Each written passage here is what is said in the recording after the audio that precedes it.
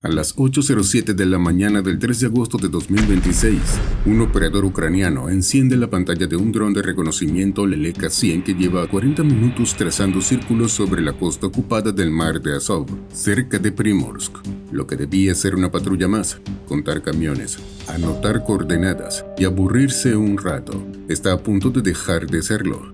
En 13 minutos y 52 segundos, un camión con capacidad para 20.000 litros de gasolina rusa se va a convertir en una columna de fuego de 30 metros, visible desde la otra orilla del mar. En la pantalla del operador ucraniano observa una carretera costera vacía, y en ese momento aparece la primera cisterna, segunda, tercera, todas en fila india, todas rojas, todas con la misma carga, 20.000 litros cada una. Si la logística del transporte ruso no ha cambiado, y todo ese combustible camino a Crimea, 3 cisternas, y la cuenta debería terminar ahí. Pero no termina ahí. Detrás de la tercera cisterna avanza una cuarta silueta, más pequeña, más rápida, con algo asomando por encima de la caja que no es carga. Podrías pensar que es un objetivo fácil, pero no es así. Ese cuarto vehículo no es un camión de repuesto, es un Kamaz con un PKM montado sobre la caja y 4 soldados que llevan 3 semanas viendo cómo los drones ucranianos convierten columnas enteras en chatarra. Apuntan por costumbre, por miedo o por ansiedad, no se sabe con certeza. Pero lo que sí se sabe con certeza es que hace 3 semanas, un dron idéntico a este convirtió 2 cisternas como estas en 2 incendios 20 kilómetros al norte de aquí, y alguien en un cuartel de intendencia firmó la orden que dice que a partir de ahora los convoyes van escoltados. La carretera es la R-280, el único camino pesado que conecta Berdyansk con Melitopol por la costa. La carga debería ir en tren. Es más barato, más rápido, y hasta hace poco se movía casi todo el combustible militar de esta zona. Pero desde julio los trenes cisterna también arden, uno cerca de Tokmak, otro en Shankoy, dentro de Crimea, y cada vagón que revienta es un poco más de carga hacia el asfalto.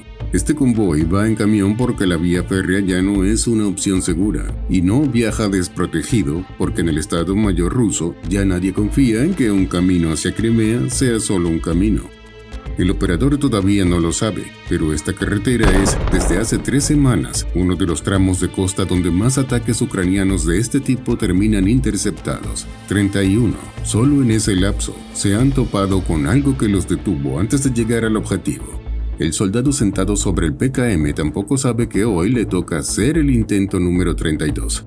2 drones van a intentarlo, con 12 minutos de batería cada uno y ningún margen si algo sale mal. La aritmética no favorece a nadie todavía. Eso es lo que está a punto de decidirse. 4 kilómetros detrás de donde el Leleka-100 sigue trazando círculos, 2 operadores del tercer batallón Nazik reciben la transmisión. Rumbo, velocidad del convoy, punto de intercepción. El piloto ya tiene las gafas puestas. El copiloto anota las coordenadas a mano, en un cuaderno, porque los teléfonos se quedan apagados a menos de 1 kilómetro de la posición de lanzamiento. Esa es la primera regla que aprendieron y la aprendieron por las malas. La segunda regla la van a necesitar ahora. El Kamaz que vimos hace un momento, el de la ametralladora, el que ya no sorprende a nadie, lleva algo más. Una antena en forma de hongo soldada al techo de la cabina. 13 kilos de electrónica rusa bautizada como Volnores, que significa rompeolas. En cuanto un dron entre a menos de 1 kilómetro del vehículo, satura la banda de control hasta cortar el enlace. El manual capturado por Ucrania hace apenas un año. Lo dice sin adornos. Contra un FPV artesanal, esto basta. Sin señal, el dron se cae solo. Muerte aburrida y garantizada para una máquina de $2.000. Solo que ese manual fue escrito pensando en drones que necesitan al piloto hasta el final. Este no. En los últimos 80 metros de cualquier ataque, este dron FPV deja de escuchar al operador y empieza a escuchar a su propio sensor de proximidad. Una cámara y un chip que no reciben nada por radio, solo miran, calculan y detonan solos. Es como una alarma antirrobo, calibrada para saltar cuando rompen la ventana de un golpe, siempre que nadie entre por la puerta que quedó sin cerrar. El Volnores puede apagar la conversación entre el piloto y el dron, pero no puede apagar los ojos del dron. El piloto no sabe nada de esto todavía, solo sabe que el plan de vuelo original, que es línea recta y máxima velocidad, va a cruzar el radio de 1 kilómetro del Volnores mucho antes de llegar al objetivo. Va a perder la señal. Lo que no sabe es que, para entonces, ya no la va a necesitar. Quedan 10 minutos con 20 segundos en el reloj, que empezó a correr hace rato. El dron ya está en el aire y va derecho hacia el radio que no puede ver. La imagen sigue limpia a 1000 metros. La cisterna número 1 crece en el centro del encuadre nítida, 1080p, sin una sola línea de estática. A 900 metros empieza el ruido. A 700 el video se congela en un fotograma. La parrilla del camión a mitad de giro y ya no se mueve. El piloto acaba de cruzar el radio del Volnores, exactamente donde el mapa mental que trazó el copiloto decía que iba a pasar. Si estuvieras en su lugar, ahora mismo no verías nada, ni un píxel, solo lo que ya memorizaste. Rumbo, velocidad de convoy, segundos transcurridos. El piloto suelta el joystick de dirección fina y deja el control en la última orden conocida. Línea recta, altura constante y empieza a contar en voz baja. 600 metros, 400. El manual que Ucrania capturó hace un año tenía razón en una cosa. Sin señal, la mayoría de estos drones ya estarían cayendo del cielo, chatarra tonta en medio de la carretera. Este no cae, sigue derecho, sordo y ciego, con la única instrucción que le queda: mantener el rumbo hasta que algo más tome el control. 80 metros y algo más lo toma. La cámara de proximidad, que nunca necesitó radio, que lleva todo el vuelo mirando sin transmitir nada a nadie, reconoce la silueta plateada y cilíndrica que coincide con el patrón que le enseñaron. Cisterna, no cabina, no rueda. 20 metros. El chip decide solo, sin preguntarle a nadie que esté fuera de él. La ojiva de 2.5 kilos hace lo único que sabe hacer: perforar una lámina de acero fino con 20.000 litros de gasolina detrás. Impacto a las 8:20 horas con 52 segundos, 13 minutos y 52 segundos después de encendida la primera pantalla. El Volnores, en su remolque a 1 kilómetro de ahí, sigue haciendo bien su trabajo. No hay una sola señal de radio que interceptar, porque hace rato que nadie la estaba enviando. Cortó una conversación que ya había terminado. Rusia acaba de perder en menos de un segundo más gasolina de la que probablemente estén racionando esta semana en 3 gasolineras de Sebastopol juntas. Y en algún informe técnico ruso, alguien va a tener que explicar por qué el sistema de 13 kilos hizo exactamente lo que decía el manual y perdió de todos modos. 40 segundos detrás, todavía fuera de la vista del Kamaz, un segundo FPV cruza el mismo radio de 1 kilómetro que acaba de quedar inútil. Los dos pilotos despegaron casi juntos a propósito. Si algo salía mal con el primero, el segundo ya estaría demasiado cerca para que la escolta reaccionara a tiempo. Ahora mismo, esa decisión está a punto de ponerse a prueba. Si estuvieras sentado sobre esa ametralladora ahora mismo, verías esto: una columna de fuego donde hace 10 segundos había un camión y nada más en el cielo, ni un punto, ni un zumbido. Pero el artillero del Kamaz no está mirando el fuego, está mirando el cielo vacío, porque hace 3 semanas alguien le enseñó una lección cara: donde arde uno, casi siempre viene un segundo. Tiene razón. El segundo FPV ya cruzó, hace unos segundos, el radio de 1 kilómetro del Volnores, el mismo apagón de señal que el primero, la misma solución silenciosa del sensor de proximidad tomando el control en los últimos 80 metros. Pero esta vez el artillero no está distraído por el impacto anterior, está barriendo el cielo con la mira, y a 400 metros, contra el fondo gris de la mañana, encuentra algo que se mueve distinto al viento. La primera ráfaga sale alta, ajusta, la segunda sale casi bien, lo bastante cerca para que el controlador de vuelo del dron, sin nadie pilotándolo todavía porque sigue sordo, interprete la turbulencia del aire desplazado como una corrección de rumbo y baje 2 metros de altura por su cuenta. Es un accidente, y el accidente es lo único que lo salva. Esos 2 metros lo sacan justo del ángulo en el que el cañón, montado fijo sobre la caja de un camión que no está hecho para apuntar hacia abajo, puede volver a corregir a tiempo. La tercera ráfaga pasa por donde el dron ya no está. Pero no hay que quitarle mérito al artillero. Acertarle a un objetivo de 30 centímetros a 120 kilómetros por hora, a ojo, sin radar, con un arma pensada para soldados de a pie corriendo en línea recta, es casi imposible. Esta vez, además, casi lo logra 2 veces. 200 metros, 100. El dron sigue sordo, pero ya no ciego. La cámara de proximidad reconoce el patrón que le enseñaron, la cisterna cilíndrica. Y esta vez lo hace con el artillero todavía disparando, todavía corrigiendo, todavía a tiempo de acertar antes del impacto. 40 metros. El artillero grita algo que nadie más en el convoy llega a escuchar entero. 20 metros.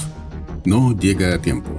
Segundo impacto. Segunda columna de fuego, más cerca esta vez del propio Kamaz, lo bastante cerca para que la onda de calor le queme las cejas al artillero, que baja el arma un segundo, no porque se rinda, sino porque el cuerpo hace eso solo cuando el fuego está a 30 metros. 2 de 3 cisternas, fuera de servicio, y el hombre que estuvo más cerca que nadie de detener esto entiende, en ese segundo exacto, algo que el resto de la columna ya sabía, hoy no alcanzaba con ser bueno.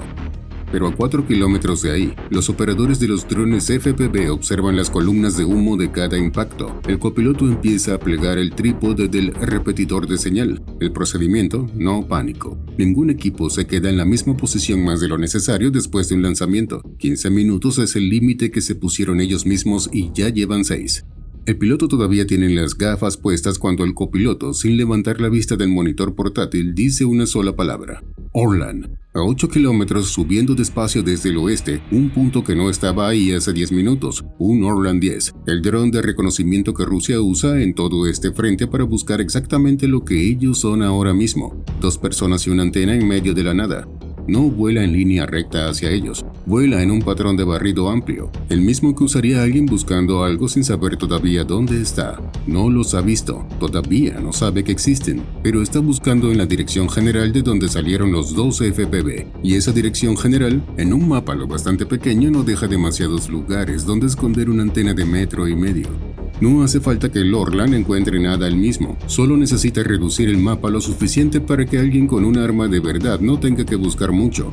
El copiloto termina de plegar el trípode en 40 segundos, menos de lo que tardó en decir la palabra Orlan, y para cuando el punto en el monitor cruza el kilómetro 5, la camioneta ya está en marcha, sin luces, por un camino de tierra que no aparece en ningún mapa ruso actualizado. El Orlan sigue su barrido ajeno sobre un campo que ya está vacío. El conductor del tercer camión no ve el segundo impacto en un espejo retrovisor ni en una pantalla. Lo siente, el aire se sacude, el parabrisas tiembla y antes de que el sonido termine de llegar ya tiene el pie contra el acelerador, hasta el fondo. No espera instrucciones por radio, no espera confirmación de nadie. Saca su Ural del carril, esquiva lo que queda del vehículo de adelante y en menos de 20 segundos desaparece curva abajo hacia el sur solo. Nadie lo persigue. Los 2 drones que tenía el equipo ya se gastaron, uno en cada cisterna, sin vuelta atrás. Un FPV no regresa a base, detona una sola vez y deja de existir. Armar y lanzar un tercero desde cero tomaría varios minutos, y para entonces el camión ya estaría lejos, a máxima velocidad, fuera de cualquier intercepción razonable. Gastar más tiempo y más exposición persiguiendo un solo camión, cuando ya se cobraron 2 cisternas de 3, no es una apuesta que convenga a nadie esa mañana.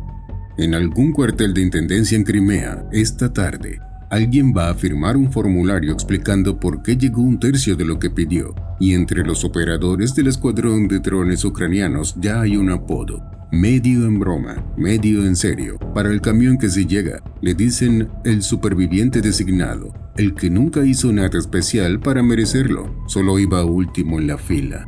Horas después, el comandante Robert Madiar Brovdi cuelga el video del ataque con el mismo tono seco de siempre. A Crimea el combustible le cuesta llegar, escribe 1 de cada 3. 9 palabras que resumen mejor que cualquier parte de guerra lo que acaba de pasar en esta carretera. Lo que Brovdi no necesita explicar es la aritmética detrás del chiste. El tráfico militar por esta misma franja de costa ya venía cayendo un 71% antes de esta mañana. Rusia tuvo que traer, hace apenas unos días, 30.000 toneladas de gasolina marroquí en barco hasta Murmansk, al otro extremo del país, porque el camino corto ya no es fiable. Y a finales de junio, el propio Putin, ante una reunión pública, admitió que seguía habiendo colas en las gasolineras rusas, aunque se apuró a llamarlo temporal y no crítico. Rusia puede seguir mandando camiones por esta carretera. Lo que ya no puede hacer es mandarlos sin escolta, sin guerra electrónica y sin perder, en promedio, 2 de cada 3. Eso no es una derrota que se anuncia en televisión estatal. Es una que se paga litro a litro, en cada fila frente a una gasolinera de Sebastopol. Cambio y fuera.